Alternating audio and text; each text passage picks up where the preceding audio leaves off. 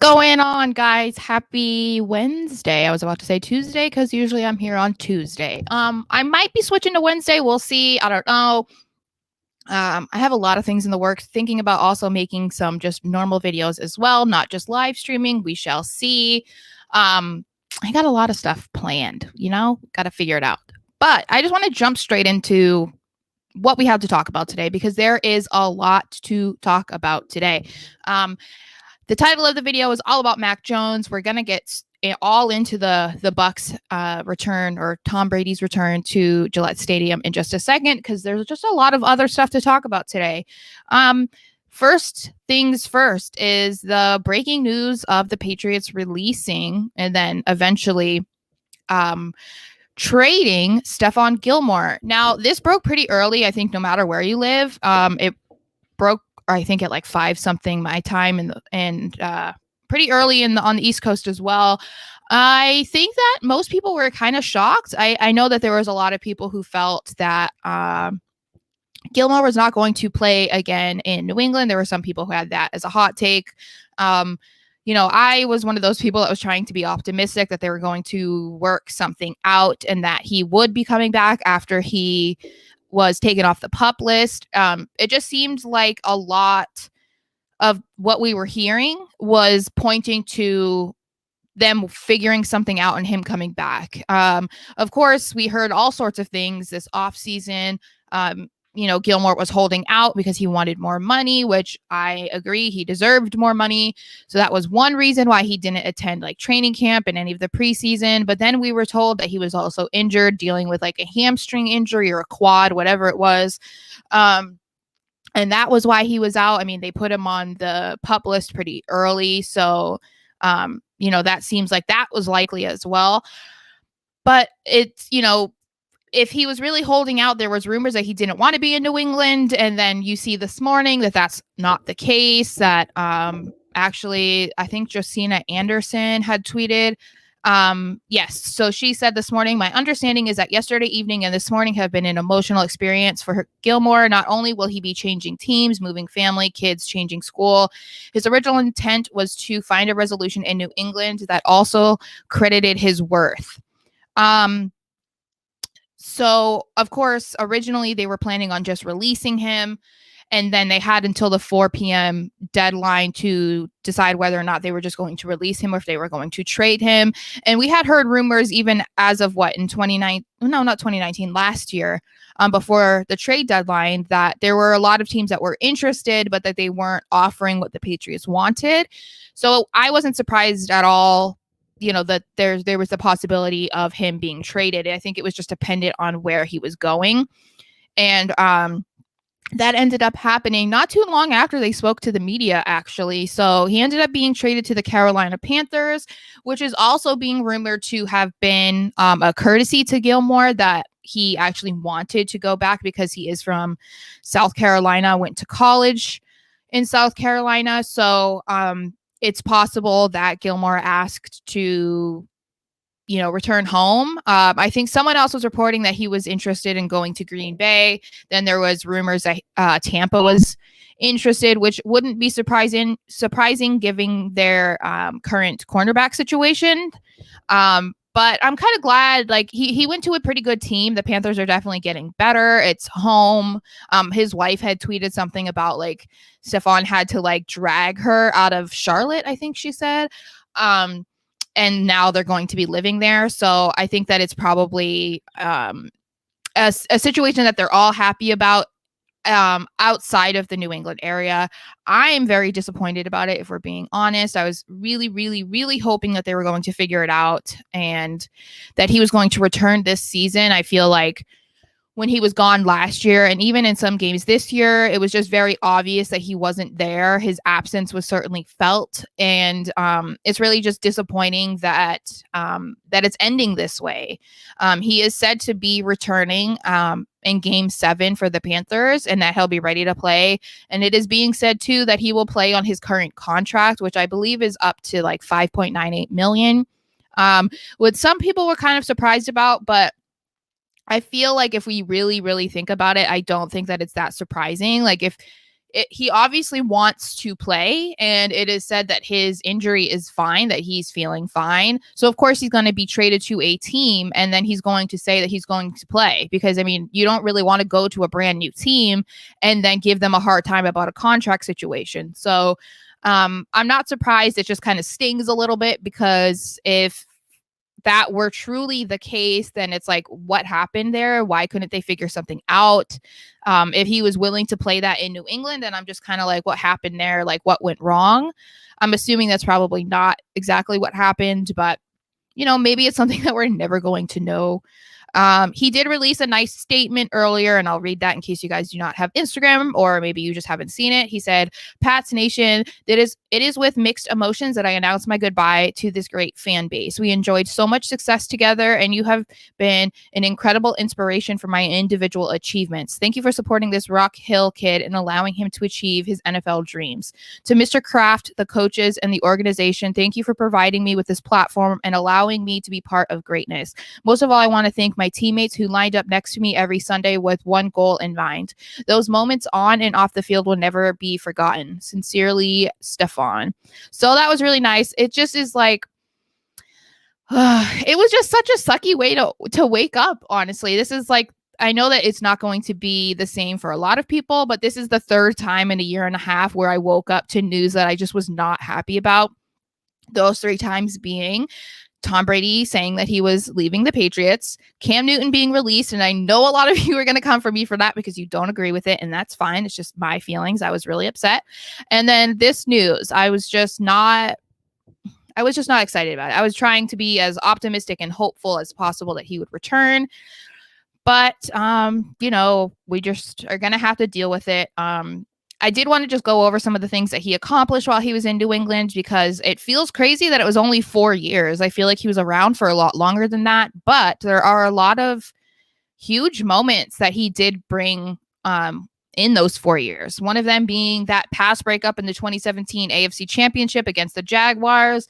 I am sure you guys have seen that clip 1,000,001 times. I actually shared it on Twitter again this morning, because it's just like, I think I don't know who took it, but it was someone on the sideline. So you can just like feel it, like just, I don't know.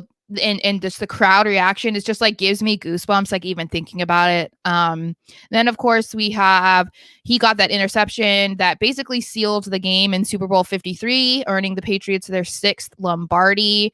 And then in 2019, he won the Defensive Player of the Year, and he was only the 3rd cornerback to get that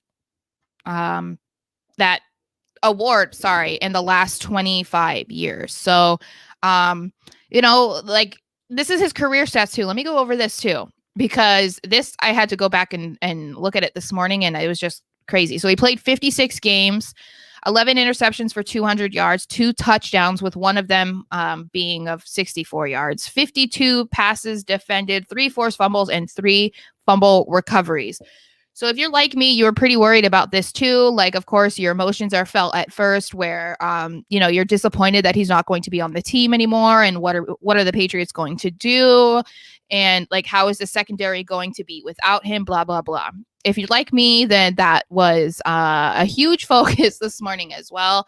And I have some stats for you. So this is some stats from the quarterback's completion percentage versus the Patriots cornerback so far in the first 4 games. So Jonathan Jones is 47%, 9 of 19.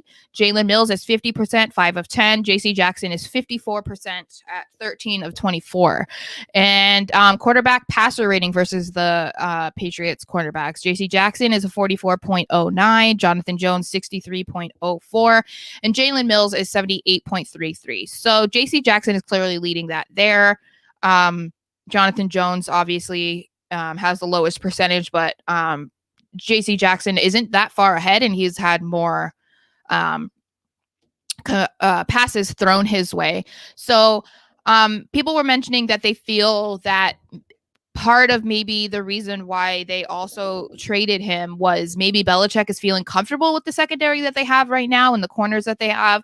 And that might be true. They have been playing pretty good so far this season, but my issue is they didn't want to extend Gilmore, and that's a huge loss. And we only have JC Jackson for this season. So that's not giving me too warm fuzzies, if I'm being honest. Let me check Jonathan Jones' contract because I'm not sure about his contract. Let's see here.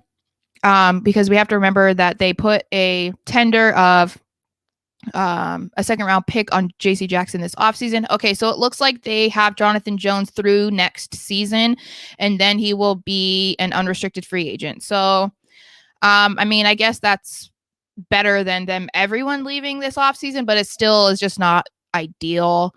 Pretty good, but I'm hoping that this means that they'll extend JC Jackson. I would hate to lose Gilmore this year and then also lose JC Jackson in the offseason. I do not want to I do not want to have to deal with that, and I don't think that the team should either. Let's see what you guys were saying. Yeah, another Lost Soul says Pats cannot pay him with only $54,000 in cap. Yeah.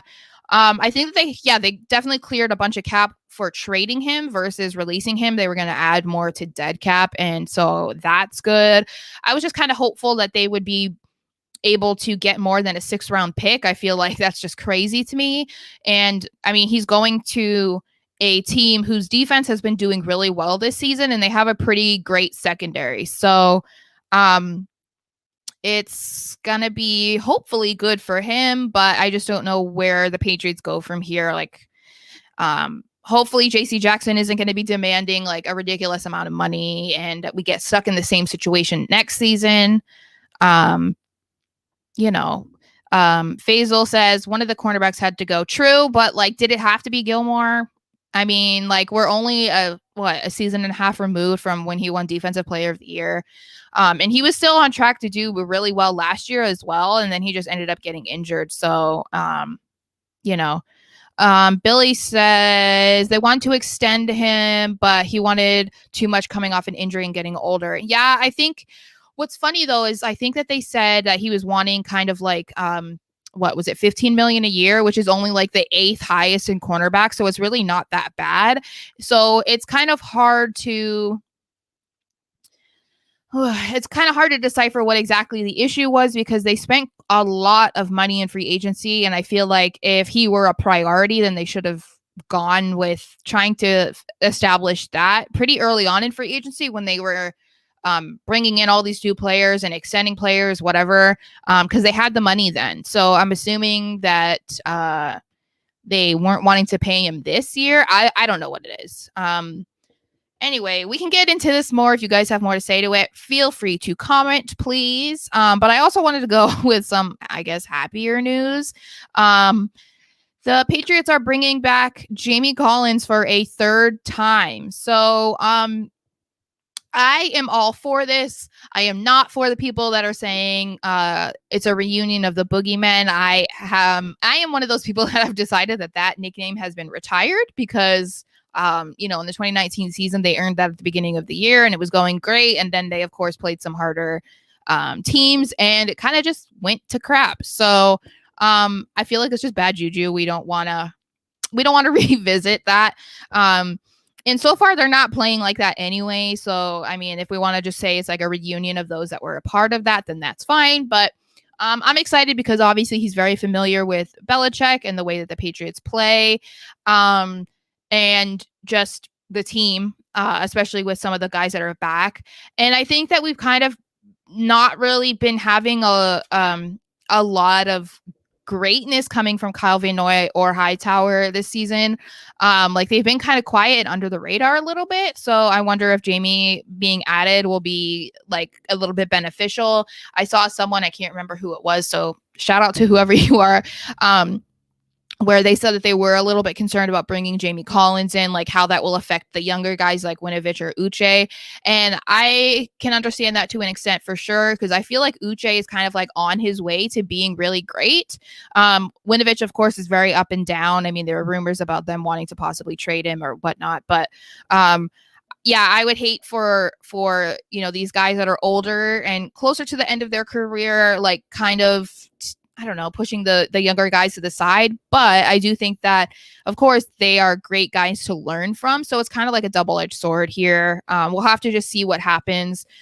We don't even know when Collins will play. I mean, I guess since it is Wednesday, and last week Sherman was signed on Wednesday and he played Sunday, it's completely possible that he will play this Sunday. That would make more sense than Sherman since he's so familiar with the Patriots and Sherman wasn't, but we will have to see. So anyway, let's get straight back, let's just get back into the Bucs game, because that was originally why I wanted to go live today. So I think that now that it's been almost 3 full days since the game, I think that our emotions have settled a little bit, and we can kind of see the game a little bit clearer for what it is, and not reacting with our emotions so much. But, that's a little bit difficult when you're a fan of a team and you want them to be good, blah, blah, blah. So, the Bucs game, in case you missed it, ended in 19-17 with a missed field goal by Nick Folk, which was for 56 yards. We'll get into this later about maybe why they decided to go for the field goal instead of going for it, because I believe it was 4th and 3, and they decided to kick the field goal instead. But we know that Nick Folk has been a very reliable kicker, and even before the game started, they said that he had kicked a 60-yard field goal without any issue. So a 56-yarder seems like it wouldn't be at all of a problem for him. But of course, it was also raining at that point. I don't know if it was at the time that he kicked in pregame, but let's go over the stats really quick. Tom Brady didn't have the most amazing day. He was 22 of 43, 269, and he had 4 carries for 3 yards, which sounds like so ridiculous to even have to type that, because like how is Tom Brady rushing? But and why do I still get nervous watching him rush? Like, he's not even my quarterback, but I'm like, oh God, Brady's running. Like, what's gonna happen? You just get nervous. They had the total for the Bucs were 30 carries, 119 yards, 1 touchdown with an average of 4 yards per carry. Evans had a pretty decent day, 7 of 12 for 75 yards. Antonio Brown was 7 of 11 for 63. Godwin 3 of 5 for 55. Their defense was a lot better than I think that people were anticipating. At least like their line was, which we knew was the more elite part of their defense. Of course, they got 4 sacks, 6 tackles for a loss, 6 passes defended, 12 quarterback hits. Let me say 12 quarterback hits, 1 interception and 1 fumble recovery. Certainly not ideal for the Patriots. But Mac Jones, as the title says, held his own in this game. And I think that was partially surprising, but not surprising at the same time. I think it was surprising just because of the optics of this game and just how hyped this game was. I agree with some of the people that on Twitter said this was basically, it was almost like promoted and hyped more than a Super Bowl. It was basically like a quarter season Super Bowl. That's kind of how it felt. I mean, there were so many video packages that they had, and commercials, and I mean, they had some of the guys that do like Monday Night Football. They were there on Sunday night. I think there was like other news on NBC that they were even like doing the news outside of Gillette Stadium. Like it felt a lot bigger than just another Sunday night football game. So the fact that he was able to really like control himself and just, like I said, stay poised as such a young guy in the league. And not just that, but, other than being a rookie, I mean, he's playing against Tom Brady. Like, I can't imagine, he's 23 years old. Like, basically almost his entire life, he's been watching Tom Brady. So even if he wasn't a fan before, which I believe he was, I think people found tweets where he called him the GOAT and whatnot. I can't imagine what it's like to be sharing the field with someone like that. Like someone you grew up watching, it's I don't know. It's just a little crazy. So, but then of course, a lot of people said he's been able to handle high pressure moments, that he's just always been kind of like a chill guy. So it's not surprising. But he did end the day 31 of 40 for 207. Was it 270? I think so. I think I mistyped. 270 yards, 2 touchdowns, and an interception. And then, of course, Jacoby Myers was in on this as well. He was 2 of 2 for 45 yards because they pulled out 2 trick plays, which worked fantastically. And I was really excited to see that. I love that Jacoby's kind of become the new Edelman. And I mean that in the way of like when they do the trick plays, it's always Jacoby. I just think it's cool. I always liked it when they would do that with Edelman as well. Yes, I know that Jacoby played quarterback, so I know that's why they use it. I don't know. I just like that they have another guy like that. Rushing was abysmal, if we're going to be honest. I was kind of surprised about that. I knew that they probably weren't going to run the ball that much because of the Bucs front seven being so gigantic and great this year. But they had 8 carries for -1 yards. I was kind of happy that they tried to stop the run, like calling run plays pretty early on, because it just wasn't working. And like Faisal says, that they have the best run defense. He did correct his spelling in case anyone's wondering. Here it is. They have it's like they have the best run defense. So we weren't going to do that. And I think a lot of people, knowing that, they didn't expect that to happen. It was assumed that they were going to allow Mac to throw downfield. So that was kind of disappointing, but it was good to see them involve Bolden and Damian Harris more in the passing game, so that they weren't basically just like on the sideline the whole time. I think this is definitely a game where we were missing James White, even a Rex Burkhead. He's another guy that was able to do basically everything. And so it's really unfortunate that James White ended up getting hurt and we don't have, that security blanket in Rex Burkhead, who the Patriots will be meeting this week. He's another guy you haven't heard anything about him this season. I don't even know how he's doing, but I do miss him. So as far as receiving totals, the top receiver this week, of course, Jacoby Myers, 8 of 12, for 70 yards. Kendrick Bourne was 5 of 5 for 58 yards. So I want to pause there for a second. I really am.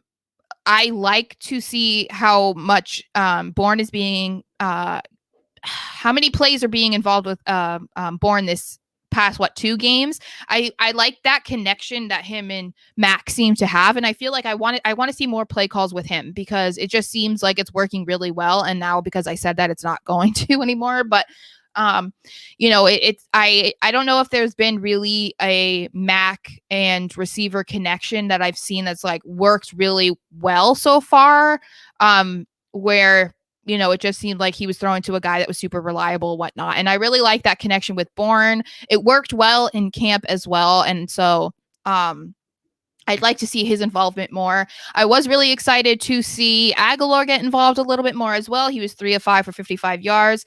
Surprisingly, Brandon Bolden was 6 of 6 for 51 yards. Now, he had a better day than he's had in the run game a lot, like since the season began. So, I mean, if they can keep using and utilizing him in that way, then that's definitely helping to fill the void of James White. That was a huge concern. And then, of course, the Boston Tea Party finally showed up in this game. Hunter Henry was 4 of 5 for 32 yards and a touchdown. And Jonnu Smith was 3 of 5 for 14 yards and a touchdown. So the only 2 touchdowns scored in this game were by our tight ends. And that was really great, because we were, I was just, I think last Saturday, my last one, we were talking about how it seemed like they weren't involving both tight ends that much. So I want to see more of that. Hopefully we can continue on this path with Jonnu.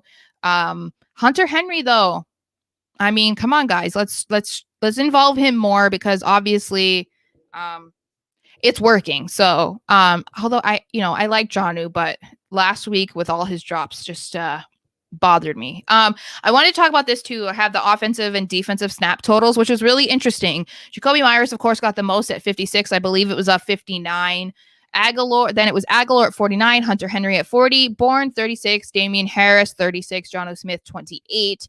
N'Keal Harry was in this game too. It made his return after being on IR. He did have one catch for 10 yards. And I think people kind of turned that into a joke because it was like, oh, he made his return and he did such great things and he had one catch for 10 yards. But I think that if they can try to utilize him in the way that I've been begging them to utilize him the last few years, then they can do good things with him. I think they need to try and use him more in the red zone. And of course, he had a really great camp with Mac. So if they can, again, pick up on that, I think that he could end up being really good this year.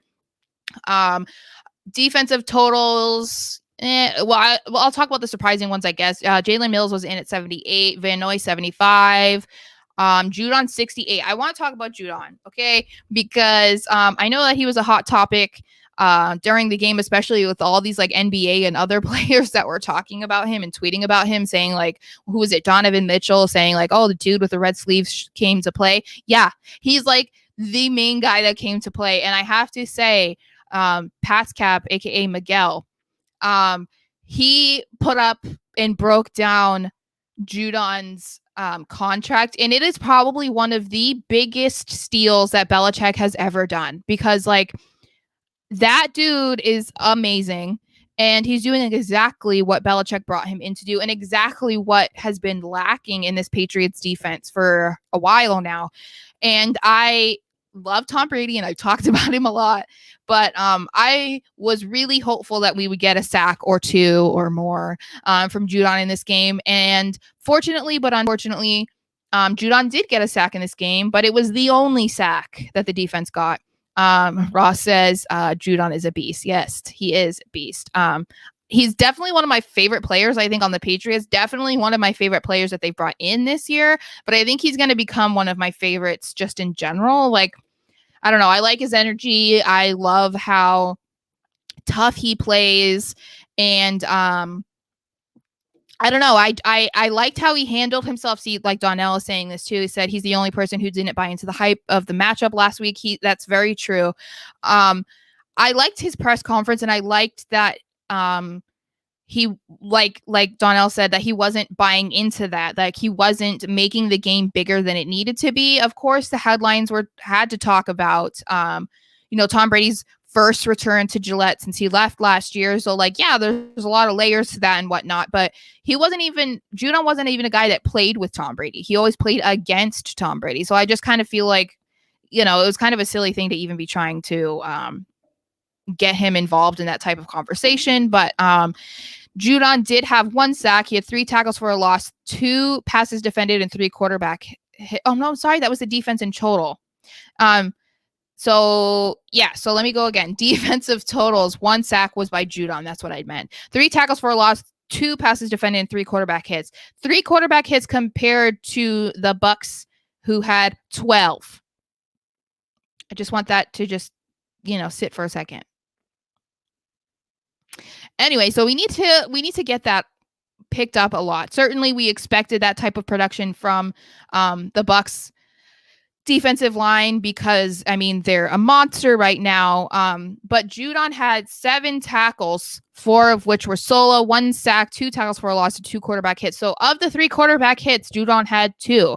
Of the only sack, he had the sack. So of the 3 tackles for a loss, he had 2 of them. It's just, he's proving week in and week out that Belichick got him for super cheap. The Patriots and the Patriots fans should feel incredibly blessed that he is on our team. And I'm just hoping that he even keeps going at this rate or even getting better. It is just insane. Ross, yes, I'm getting to you for sure. He said Judon was held so many times in that game, it was painful to watch. It really was. When it gets to a point where even Chris Collinsworth is saying something, it's pretty bad, because Collinsworth is kind of biased when it comes to the Patriots. He's usually not saying a lot of things in favor of them. And I know that we don't take Collinsworth necessarily seriously, but that one play was just so bad. And it was happening all night. And that's the thing too, is like the stuff with Judon, it stands out from everything else because of his red sleeves. Like, it stands out. I shared a clip of this on my Twitter as well. If you guys follow me, then you saw it. I think, yeah, Ross continues to say officiating was bad. It really was bad. They just, I don't know. I mean, people would say that it was bad on both sides. I just don't know that that's necessarily true. I thought that okay, so as far as, let's see, I did put this down for the penalties. Did I not? No, I did. Okay, well, I thought I did. I thought I put down penalties. I'll have to look that up. But yeah, it was certainly not great for us. And you know, we'll get into the offensive line. I see Faisal talking about the offensive line. I'm gonna get there. So yeah, it's just, this was a messy game. It was certainly not what I was expecting. But Judon, he's killing it. It's just another game where you know, if you look at the stats and the breakdown, it doesn't necessarily look like we were the worst team, and I certainly don't think we were. And Mac held his own, and I think that you know, a lot of people are upset because, of course, the Patriots are 1-3, and that's certainly not a great record. And the 3 losses coming at home is never good, of course. But you know, I think that even a lot of the players, even Mac was saying it too, that you don't really want to take great things for, you know, out of losses and like kind of try to make a loss pretty. And I understand that completely, but I think that when we're dealing with like a rookie quarterback and so many new players on a team, and we have to compare it to this game being so incredibly hyped. It was against Tom Brady, and it was against one of the best like defensive lines in football, and the Patriots have a very depleted offensive line. I think there are positives to take from this, and I think one of them is that Mac looked good. So I don't want to necessarily say that this was like the best thing that could have happened, or that the best loss, or that there's some way to twist this into like, I don't know, making the game a good thing. I don't know if you know what you guys know what I'm saying. I hope I'm not making a whole lot of sense right now. But I think there are some pieces that you can take from this that are good, is basically what I'm saying. I don't think that it's like doomsday yet. I think that if you had the expectation that the Patriots were going to go to the Super Bowl or go super deep in the playoffs this year, then you were probably a little silly. I felt like it was possible. But we didn't have a rookie quarterback starting at that time. So take that for what you will. So I want to say game takeaways. Of course, we were just talking a lot about Matt Judon, which you guys were chatting with me about as well. He's just killing it.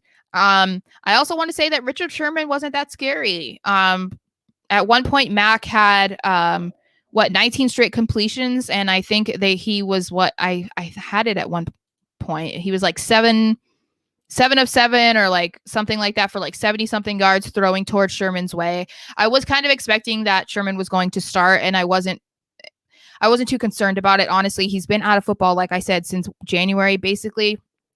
So I wasn't too concerned about that. Of course, he did have the fumble recovery, but that I think was just like a fluky situation. Not to take anything away from Sherman, but our running backs have been really bad. They've had butterfingers this season. So I think that I'm not going to give too much credit to Sherman for that, if we're being honest. And then let's see. So here's where it says Mac Jones sets the rookie record for 19 straight completions. That was a rookie record, which is amazing, and it is really cool. Let's see what else. Okay, this is a very interesting statistic here. So in all 3 losses this season that the Patriots have had, mind you, this is at Gillette, they have allowed 9 or more quarterback hits, and they lost the turnover battle. So those are things that I really feel like are pretty not easy to improve, but I mean, it's easy to identify what the issue is, and then you can try to address it that way. It's better than being able to watch a game and not know what the heck is going on. So the fact that they're allowing Mac to get pushed down way too much, which I think anybody has can see that, and everyone's been talking about it. That is a huge issue that the offensive line needs to address, because I don't really know how you expect Mac to, or any quarterback really, to be successful in any game if he is on his butt, however many times a game. And the defense isn't able to do the same on their end. They're not able to get the opposing quarterback down a lot. So that needs to be fixed. And of course, it's not ideal right now because they did place Isaiah Wynn and Mike Onwenu on the COVID-19 list yesterday. That and then Trent Brown wasn't seen at the media portion of practice today. So it's just like, what is going on? The offensive line just has like absolutely no luck this year. I have said this a million times, but I really didn't feel like this was one of those parts of the team that was going to be an issue or any sort of concern. I felt like the offensive line was one of those parts that you felt like were going to be solid this year, and it's become the part that we're more concerned about. I think that we were talking more worried about the secondary, especially with not Sherman. I'm sorry, I saw you guys talking about Sherman. Especially with Gilmore and not knowing if he was coming back or if he was injured and whatnot. So it's just a little sucky, if we're going to be honest. Then, of course, I want to give credit to Jalen Mills.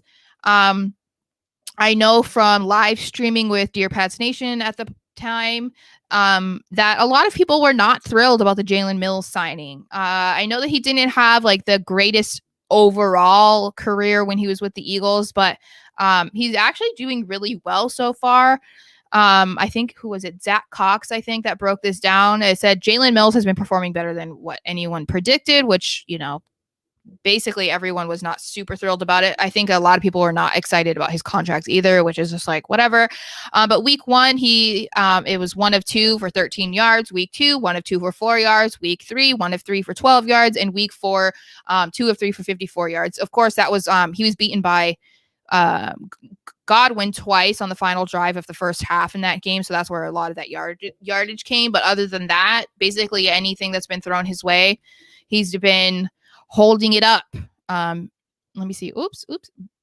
Billy says the Goblin was a beast. I want to say hi to Tia. Hi, girl. Hey, I think you're one of the first girls to be on my stream. So thank you. I appreciate you. Miss chatting with you, as I said on Twitter, since I left Dear Pats Nation. So thank you, girl, for being here. So I think that that's good with Jalen Mills, especially the current situation with Gilmore leaving. So now this kind of makes you feel a little bit better with the guys that the Patriots do have, and the versatility that Jalen Mills does have. I think that since they're going to be pretty much in need of cornerbacks, the fact that they can use him as a corner and he's performing well, I think that can kind of like help you settle down a little bit from your nerves, because I got to tell you that I needed it. And I want to briefly say something about this. Onwenu with 2 holding calls, that was crazy in this game, especially after his season that he had last year. Just not doing the greatest so far this year is a little bit shocking. But I think something that was more shocking was the unsportsmanlike conduct penalty on our beloved Matthew Slater. Now, if you are familiar with me, then you know that I love Matthew Slater, and he's one of my all-time favorite Patriots.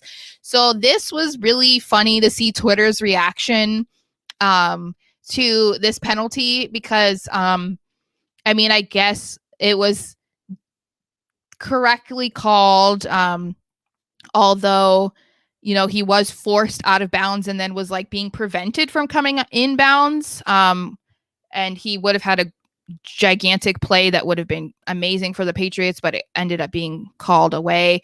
But it was just really funny to have like that type of call called on, of all people, Matthew Slater. Like I loved seeing Edelman's reaction on Instagram saying like, you can't do that. Like, that is Matthew Slater. And I was just laughing because I'm like, yeah, it's like, what? I don't know if that was the proper penalty. I think it was just like I don't know what they thought was the correct call. And I see Faisal saying Slater can't run and just go back on the field. Not possible, too much momentum. Plus, he was prevented from coming back in again. He got pushed. Yeah, so obviously he was running out of bounds for I don't know what they said at one point. They tried to say it was like 40 yards. It might have been. I don't know. So they said he was out of bounds for too long. So that's why I said, like, I feel like, of course, the people were saying it was the right call. They're just saying that they're not sure that it was technically like unsportsmanlike conduct. That just seems like such a crazy thing to say. And like Matthew Slater in the same sentence, it just seems really silly. Excuse me. Ross says Slater is king. Yes, he is. But anyway, I wanted to briefly touch on that because that was just, I think it was like a funny moment. I think it was like another moment where Patriots Twitter actually came together and had the same reaction. And I feel like you can kind of count that on one hand how many times that's actually happened. So I want to see if you guys have anything you want to talk about in specific. I'm going to get into these topics that I got from Twitter. A couple of the people on there, this is Titan Forever 2488 and Joel Shapiro 20. They were both mentioning the field goal decision at the end of the game. Titan says the discourse over the 4th and field goal attempt is mind-boggling to me. Folk has been money and has hit from that range several times in his career. I feel no matter who the quarterback was, TB12 included, the Pats were kicking in that spot. 4th and 1 might have been different. Am I crazy? Joel says, my question is, why didn't Bill use the final time out for the field goal attempt? Seems like it could have helped Folk. Okay, so I think this is a tricky situation because, I think that Belichick did double down in the post-game press conference, I believe, or it might have been the next day, that he felt that they made the right decision, and that just seemed like the call to do at the time. And I know a lot of people disagree with it, and to a certain extent, I do too. But I think that it was raining really hard, and they weren't able to run the ball. And a lot of times, like on a 4th and short, 4th and 3, whatever, they're going to want to run the ball. And they had no success in that. It was raining and there was a lot of drops. So it's like, who do you throw to? Mac wasn't able to be kept up on his feet a lot during this game. So throwing the ball was risking him being hit again. And then we would be in a different situation, basically in the same situation.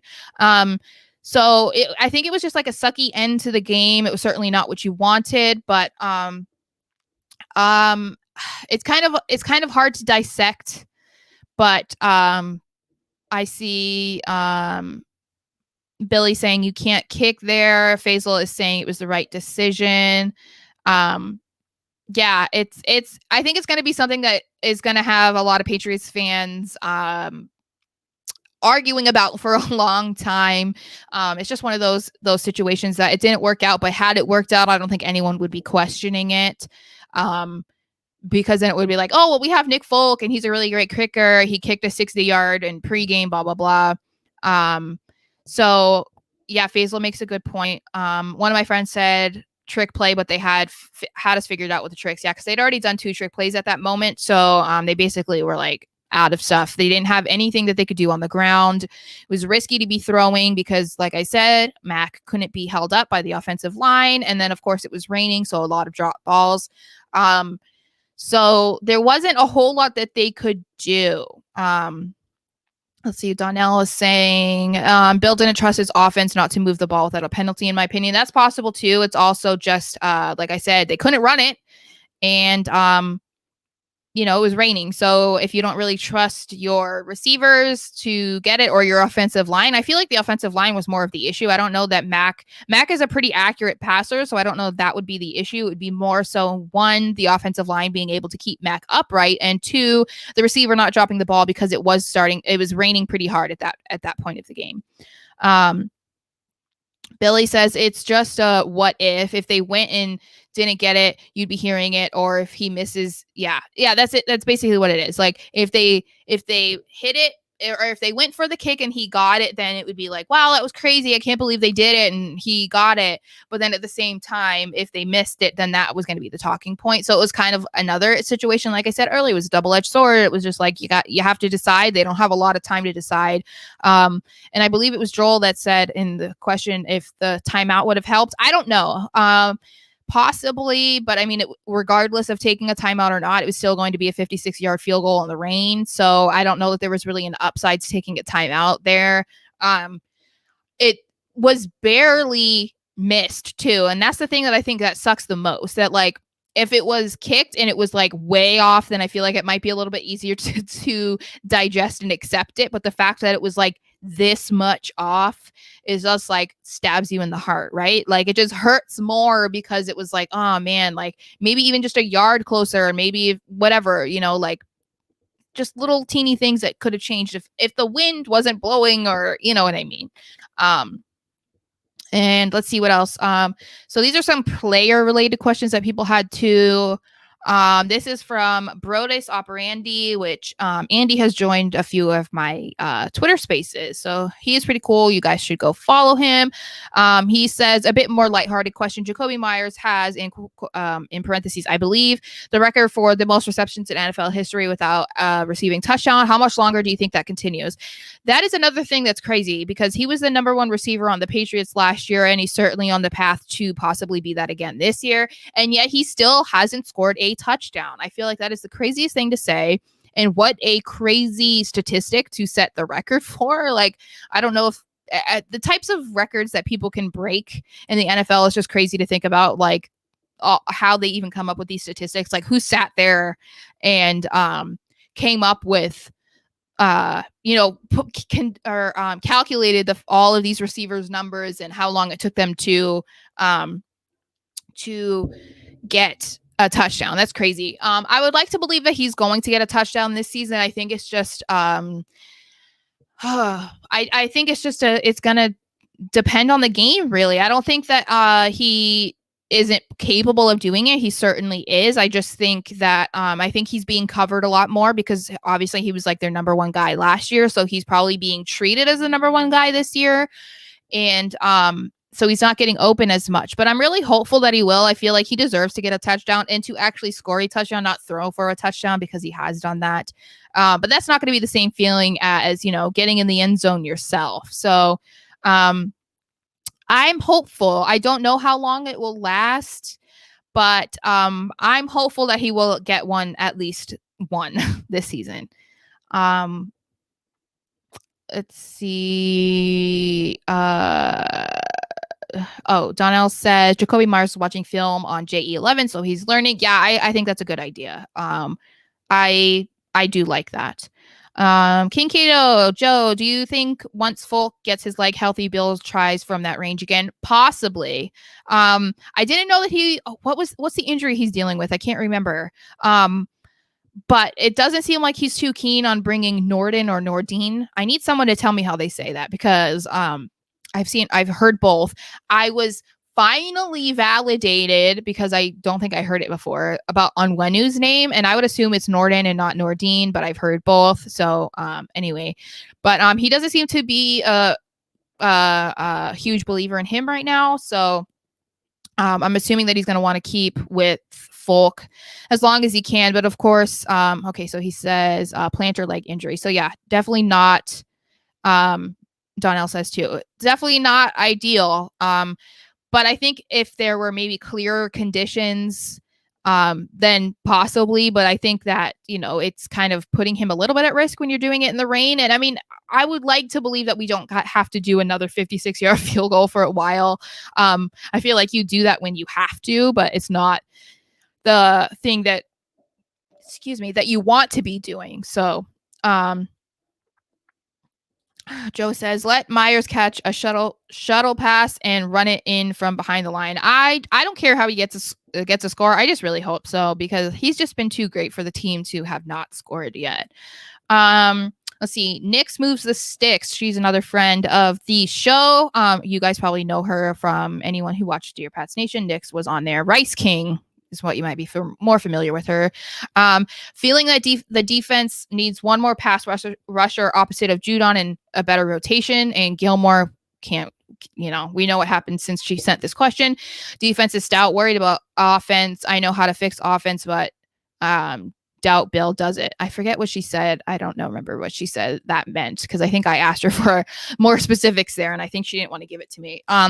Yeah, so Gilmore's out, so obviously that's gone. But I think having another guy like next to Judon, I think that we have the guys that are capable of being a guy lined up against lined up with Judon. I feel like we have the guys that are capable of doing that, Uche, Hightower, whatnot. We're just not seeing it from them yet. I mean, Judon is absolutely killing it this year, and it's like not even close. Like there's no one even like anywhere near him in production on the team right now. And they do have more money right now. I don't know how. I'll have to look and see what Miguel said about the cap space situation now, maybe since Jamie Collins was re-signed, but maybe they do try to bring in another pass rusher type of guy. I don't know, but I would really like to see if it could be Uche. But we'll see. I don't know that they're really too concerned about it, but of course, when you're getting, when Judon is getting held the way that he was this last game, it's not ideal, because what is he going to do? Like, it would be cool if there could be another guy that is up on the other side and trying to do the same thing, or if they were just, whatever. And anyway, if they could have another guy that has been as dominant as Judon. Change College says, when do you think Belichick fully trusts Mac Jones? I was shocked they attempted a 56-yard field goal in the rain rather than go for it on 4th down. Do you think it would have been different decision if it were week 10 or week 14? I think that it would depend on that situation. I feel like people were putting a lot of importance on this game, and I understand it. It was a third home game. They needed to win it. If they want to try and be in contention for the AFC, even as a wild card, then they needed to really push to try and win that game. But I feel I wasn't really shocked at the play call because of the weather, because of the offensive line, because of anything really. I wasn't completely shocked. The run game wasn't, like I said, wasn't happening, so I'm not shocked. I don't know if it were later in the season, if it would have been different. It's possible. It's hard to say, because we don't know what's going to happen between what was week 4 to week 10 to week 14. We don't know how the team is going to look in those weeks, because that's a long time. That's a lot of games. So if things looked better then maybe the call would have been different. But I would assume if it were against the Bucs still, I'm assuming that they're going to still have an elite front 7 on defense. So I don't know that it would have been different. I think there's a lot of factors going into that it's a little bit too difficult to try and predict that. Donnell says Judon, Collins, and Uche healthy we are good up front. Yeah, this is what I'm saying. Like, I just need to see more from Uche. Like, he needs to have more opportunities. And then, of course, Jamie Collins, we know what he's capable of. We're just hoping to see what that rotation is going to be, because they have a lot of linebackers right now. So I just hope that Uche does get his chance, because we've seen a lot of great stuff from him so far. And I would like that. Like to see that continues. Kincaid, Joe, should Bill be playing for the playoffs at the moment or for draft picks? I remember, you asked me this, and I didn't get to it in my previous stream. For more weapons in 2022. I feel like it's really hard. I think a lot of people want to assume that every year, of course, Belichick is playing for the playoffs, and I assume that that's what he's doing. It's just not looking like that right now. I think that you kind of have to adjust your expectations or your hopes when you decide that you're going to put a rookie quarterback in as your starter, and that's who you're going with for the season, because you can't predict what you're going to get from him. And then, of course, we've had the injury bug on the team, and just not the type of production from the guys that you thought you were going to get. Like I've said a million times, like, you didn't think that the offensive line was going to be the issue this year, and it's certainly become probably the biggest issue. So it's hard to say. I would assume that because we're just going into week 5, he's still shooting for the playoffs, but it's just not, at this point we're 1-3. They're not doing too great. The Bills are just absolutely killing it. The Chiefs are getting back to their normal selves. So it's hard to say that they can really compete with those teams right now. But we'll have to see. Um, let's see what other I think I had more. Okay, so these are the biggest concerns. This is the little last bit I wanted to talk about. Of course, this is so funny. The first ones that I have is like, what's wrong with the O-line? If I could tell you, if I knew how to fix it, this is another one too. What needs to be done to improve the offensive line? We need to give Mac more time to throw. I agree. Curse to First on Twitter is very worried about the offensive line. They really got their asses kicked versus the Bucks, and it made for poor running play results. I agree. And then, of course, the other issue is ball security. It seems like it's mostly the running backs at this point. Obviously, Mac did throw an interception in this last game, but the fumbling I think has been the bigger issue here, and it's been by the running backs, which is a little weird. Obviously, Ramondre Stevenson has not been seen basically since he fumbled. J.J. Taylor was taken out of the game after he fumbled in this previous game. So we need to figure that out. You can kind of, give benefit of the doubt to J.J. Taylor from this last game because it was raining. So maybe that had something to do with the fumble, but that definitely needs to end because it's just happening way too much. Like I said, I would really like to think that maybe they're just trying to get all of this out at the beginning of the season. It maybe towards the middle and the end of the season, it's not going to be an issue. But we'll see. Are we? And this is the thing too. Are we going to see J.J. Taylor again? Are we going to see Ramondre Stevenson? And it's an issue too that what we've been seeing too. So it's not just the offensive line being reliable for not just the quarterback for it, but also blocking to help run plays. Like, is that going to continue to be an issue? Because no matter who's in at running back, they're not going to be successful if we don't have successful blocking. So it's going to be interesting to see what happens this week. Like I said, Trent Brown was not seen at practice day, at least for the media availability part. Isaiah Wynn and Onwenu were put on the COVID list, so I'm not sure if they're going to be able to be back by Sunday. I think that they're probably going forward as if they're not going to be. And I don't think that they ever said if they were vaccinated or not, which I'm not trying to get into a political thing, but it definitely changes the timetable of when they can come back. So I think that that would be a little bit of helpful information just to kind of figure out maybe when we'll be seeing them again.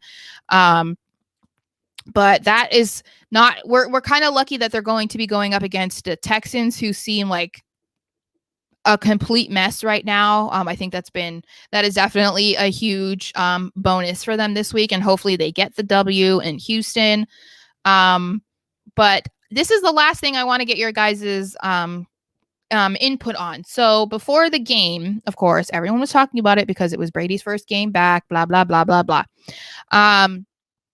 And before the game, they had done like a little video tribute to Brady with like a video package. And when he first came out into the field, he was heavily cheered for, he was chanted for, like everything. Even when the game started, I believe that they were cheering for him. And then when the Bucs took the field for the first time, Brady was being booed. Now, I don't know that necessarily it was directed at Brady, but the Bucs were being booed. But most of the reactions on Twitter were that the fans were booing Brady, and a lot of people were not liking that. And I kind of want to see what you guys think, because I feel like I was kind of torn on it. I kind of feel like booing, it can be considered pretty harsh, but then at the same time, like, they already were celebrating him before the game. They were cheering for him. They were chanting Brady. There were so many people in the stands even wearing Brady jerseys, whether they were Tampa or New England jerseys. There were so many signs for him. I don't know that it is something that Brady took offensively. Leading up to the game, he said that he expected them to not be cheering for him, because obviously he's the opponent this time. He's not their quarterback. So, I don't know that it is something that he necessarily was like upset about, but I don't know that I had as big of a problem with it as other people. So I don't know. I just wanted to see what you guys had to say. If you want to quickly jump in. let me get back to let's see. Billy said about Stevenson. Stevenson's in the doghouse for a while now, in my opinion. It sucks too because it wasn't his fault. It wasn't really a fumble. Yeah, I think that I understood why he was being put in the doghouse at that point, at least in that game, because of what happened. But it's also one of those things where people were kind of thinking that he might be redshirted anyway, because he is a rookie. So since Belichick is known for doing that, then it's possible that he was doing that as well. Hard to say, but since we haven't seen him like at all, I'm guessing that he might be going down that path. Donnell says they shouldn't have traded Sony Michel. I agree and disagree. I still wish that they could have kept Rex Burkhead, but I know that they were going to keep either Rex Burkhead or James White. It just ended up being they kept James White and he ended up getting injured, which sucks, but obviously not something you can predict. Billy says, I was there. It was just an overall boo. Everyone was extra pumped up though. So they were probably louder than normal. The TV's probably amped it up as well, so I didn't hear it on TV. That's what I assumed. I was like, they were the opponents. I don't know that how you can like determine that a boo was necessarily for one player. It wasn't like Brady hit the field by himself. It was like the entire Bucs offense.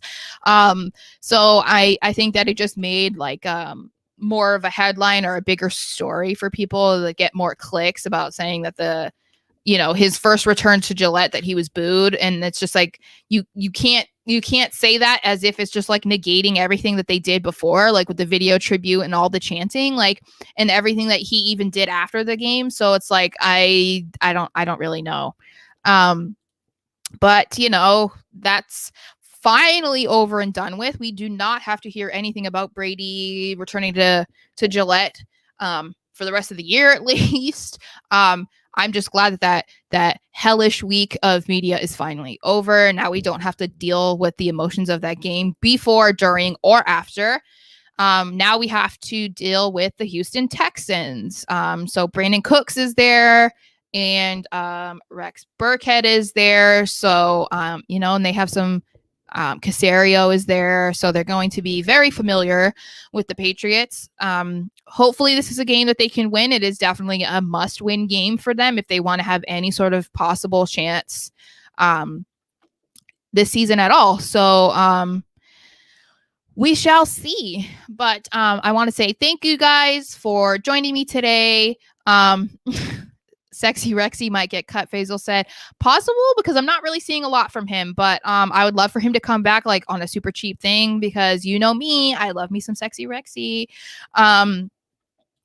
But anyway, I would love to see that. And so anyway, thank you guys for coming and watching me today, for interacting with me. Hopefully I can get a more solidified schedule and some other stuff going soon, but I appreciate you guys showing up every single week. It really means a lot to me. So I will see you guys on Twitter, but until next time on YouTube, I will, see you on Saturday. Have a great day, guys.